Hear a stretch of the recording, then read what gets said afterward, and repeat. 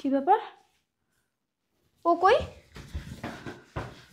আল্লাহ, ওরে গতকালকে জিনে ধরছে, আজকে কি ওরে জিনে উঠায় নিয়ে গেছে নাকি? এই লোকটাকে আর ওই মেয়েটাকে এভাবে শুয়ে রয়েছে? এই লোকটা এই লোকটা হচ্ছে আমার হাজবেন্ড, আর ও হচ্ছে আমার বাসার কাজের মেয়ে। এভাবে শুয়ে রয়েছে কেন? ওরা শুয়ে নাই তো, ওদেরকে আমি মেরে ফেলছি। এই এই কি হইছে তোমার? আরে কি হইছে? ভূত ভূত ওই ভূত দেখতেছো? ভূত। আরে কি হইছে তোমার? এমন করতেছো কেন? এই আমারে বাঁচাও, আমারে বাঁচাও, আমারে মাইরা ফেলবে ভূত, ভূত আমারে মাইরা ফেলবে। আরে কোথায় ভূত? আমি তো ভূত দেখতেছি না। কি হইছে তোমার? বুঝছে বুঝছে, পুরো ঘরে ভূত, আমারে বাঁচাও। আরে এখানে তো কেউ নাই, উঠো। এখানে আমি তো। আরে বোকা আমি। আপনি কি মিসেস নাহার? হ্যাঁ আপনি আমাকে ফোন দিছিলেন? হ্যাঁ। এই লোকটাকে আর ওই মেয়েটাকে এভাবে শুয়ে রয়েছে? এই লোকটা হচ্ছে আমার হাজবেন্ড, আর ও হচ্ছে আমার বাসার কাজের মেয়ে। এভাবে শুয়ে রয়েছে কেন? ওরা শুয়ে নাই তো, ওদেরকে আমি মেরে ফেলছি। মানে হ্যাঁ। আবার স্বীকার করতেছেন যে আমি দুইটা খুন করছি? কেন খুন করছেন আপনি? জানতে চান? অবশ্যই জানতে হবে, আমি পুলিশ। তাহলে শুনেন।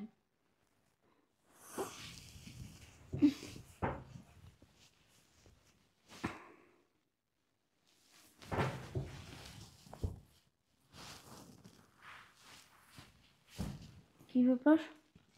ও কই গেল এত রাত্রে? ও কোথায় গেল আবার? রুমেও তো নাই। ওয়াশরুমে গেছে নাকি? যে দেখি তো। কি ব্যাপার? ওয়াশরুমে তো দরজা লাগানো, লাইট অফ, তো ওয়াশরুমে নাই। কই গেল? এই রুমেও তো নাই। রান্নাঘরে গেছে? ও রান্নাঘরে এত রাত্রে কি করবে? রান্নাঘরে যা দেখি তো। কি ব্যাপার? ডাইনিং রুমে মেয়ে মানুষের কণ্ঠ, আবার ও তো কথা বলতেছে। না, আমার এখনই যা দেখতে হবে।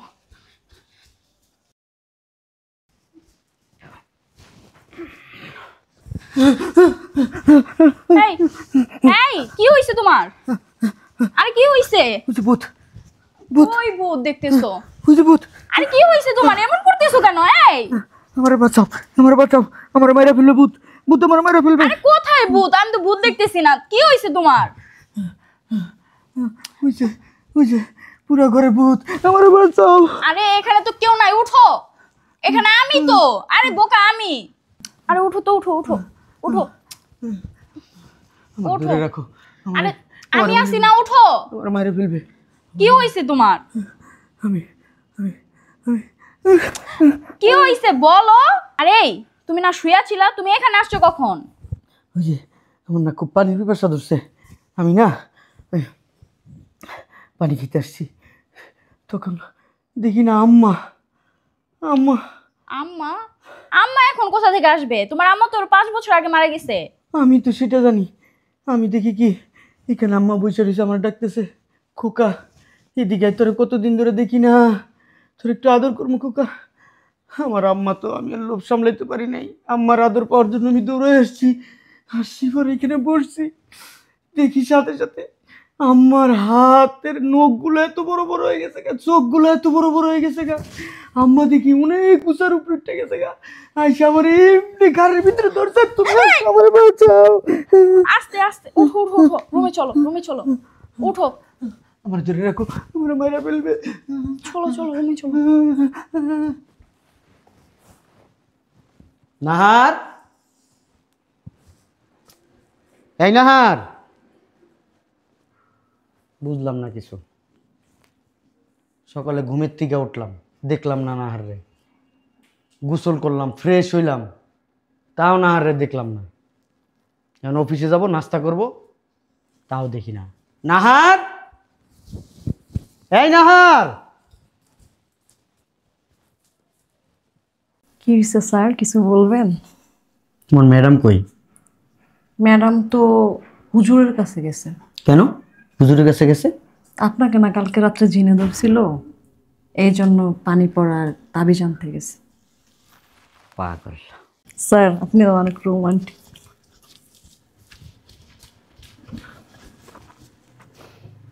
না, অফিসে যাই। ও আর ধীরে সুস্থে। কি অফিসে যাচ্ছ? হ্যাঁ, তুমি কোথায় গেছিলে সকাল সকাল?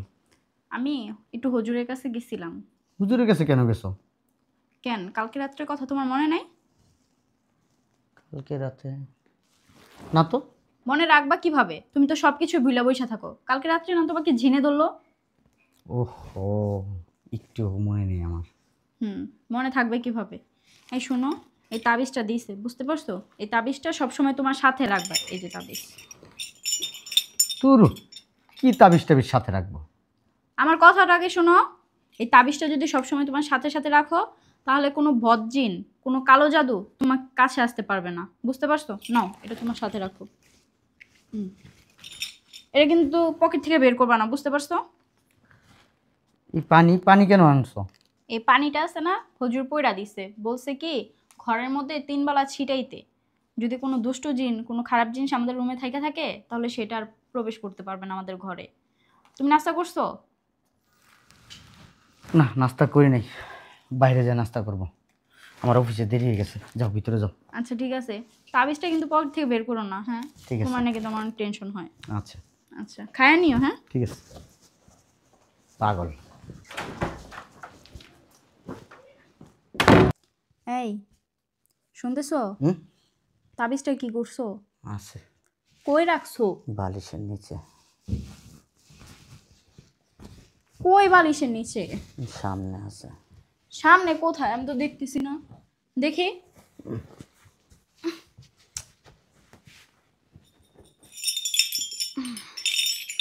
ঠিক আছে, ভালো করছো বালিশের নিচে রাখছো। এই তাবিজটাই তোমাকে রক্ষা করব। ঘুমাই গেছো তুমি? হুম ঠিক আছে, আমি তোমার গায়ে হাত দিয়া ঘুমাইলাম, ঠিক আছে? হুম।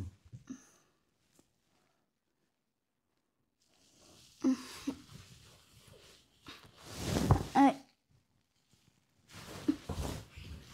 কি ব্যাপার? ও কই? আল্লাহ, ওরে গতকালকে জিনে ধরছে, আজকে কি ওরে জিনে উঠায় নিয়ে গেছে নাকি? এদিকে তো নাই। এই কই তুমি? আল্লাহ, এখন তো আমার ভয় করতেছে। কই কই তুমি? ও তো এখানে নাই। ও কই গেছে? দেখি পানি খাইতে গেছে নাকি।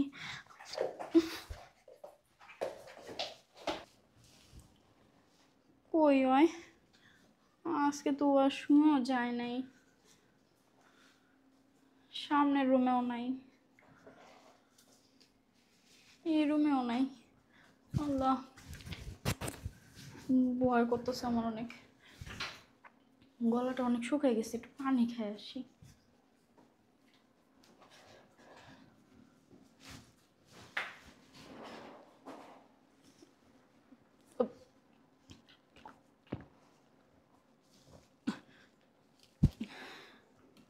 কি ব্যাপার? কাজের মেয়ের রুমের থেকে কথার আওয়াজ। হ্যাঁ, ঠিকই তো শুনছি। কাজের মেয়ে কথা বলতেছে, আবার ও কথা বলতেছে। না, বিষয়টা তো আমাকে দেখতে হইব।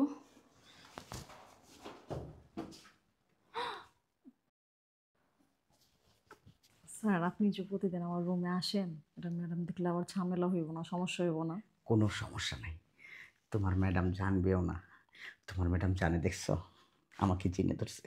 তুমি আর আমি ওই দিন, ওফ।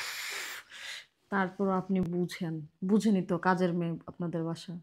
সময় নষ্ট করে লাভ নেই, আসো না সব। ছি ছি ছি ছি ছি। তোমার চরিত্র এত খারাপ, সামান্য একটা কাজের মেয়ের সাথে। আমি আগে কখনো কল্পনা করতে পারি নাই যে তুমি এই কাজটা করবা। ছি, আমার ভাবতে খুব অবাক লাগতেছে। আরে আমার কাছে কি কিছু নাই? হুম, যেটা কাজের মেয়ের কাছে আছে এটা কি আমার কাছে নাই? আমার রাইখা বিছনার মধ্যে তুমি এখানে এসে কাজের মেয়ের সাথে নোংরামি করতেছো।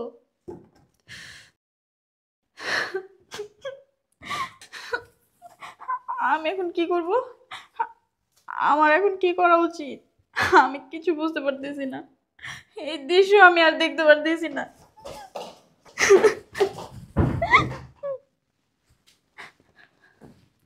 কিভাবে পারলে এই কাজটা করতে? আমি তো কখনো তোমাকে ঠকাই নাই, তুমি কেন আমার ঠকাইলা? আমার কি কোনো দিক থেকে তোমাকে ভালোবাসার কমতি ছিল? আমার তো মনে হয় না। ছি, শেষ পর্যন্ত একটা কাজের মেয়ের সাথে তুমি কিভাবে পারলা? না, এটা হইতেই পারে না। আমারে কষ্ট দিয়ে তুমি সুখে থাকবা? কখনোই মাইনা নিব না আমি। বুঝতে পারছেন এখন কেন মারছি আমি? আপনি জানি না শুনে কেন এই লম্পট লোকটারে বিয়ে করছেন? এটাও জানতে চান? তাহলে শুনেন, ছোটবেলায় আমার মা মারা গেছে। আমার বাবা আমাকে রাইখা আরেকটা বিয়ে করছে। মামা মামির কাছে ছোট থেকে বড় হইছি। কাজের মেয়ে যেভাবে বড় হয় সেম সেভাবেই বড় হইছি। কোনো ভালোবাসা পাই নাই তাদের থেকে। যখন বড় হইছি, প্রাপ্ত বয়স হইছে, আমাকে আমার মামা মামি বিয়ে দেওয়ার জন্য অনেক চেষ্টা করতেছিল। এর মধ্যে এই যে আমার হাজবেন্ডের বাবা মা আমাকে দেখে আমাদের বাসায় বিয়ের প্রস্তাব পাঠাইছিল। আমার মামা মামি বলতে গেলে টাকার লোভে পড়ে তার কাছে আমাকে বিয়ে দিয়ে দিছে। তাদের মাথার অনেক বড় একটা বোঝা নামছে আমাকে বিয়ে দিয়ে। তখন আমি বুঝতে পারি নাই আমার মতো গরিব একটা মেয়ে, এতিম অনাথ মেয়েকে কেন এক শিল্পপতি ছেলের সাথে আমাকে বিয়ে দিতেছে। বিয়ের কিছুদিন পরে জানতে পারি আমার আগে নাকি সে আরেকটা বিয়ে করছিল। তার চরিত্র খারাপ দেখে সেই বউটাও তাকে রাইখা চলে গেছে। কিন্তু আমি তো পারি নাই। আমি ওনাকে রাইখা কোথায় যাব? আমার তো যাওয়ার মতো কোনো পথ নাই। আমার মামা মামি বলেন, যেদিন তাদের বাসা থেকে বিয়ে হয়ে বের হয়েছি এরপর থেকে তারা আমার সাথে কোনো যোগাযোগ রাখে না।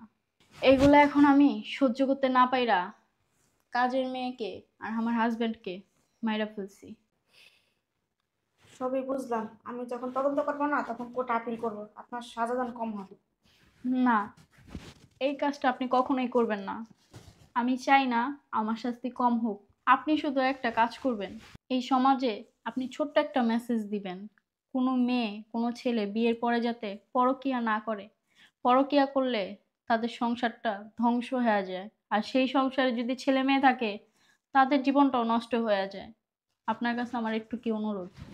ঠিক আছে, চলো ম্যাডাম, থানায় চলুন।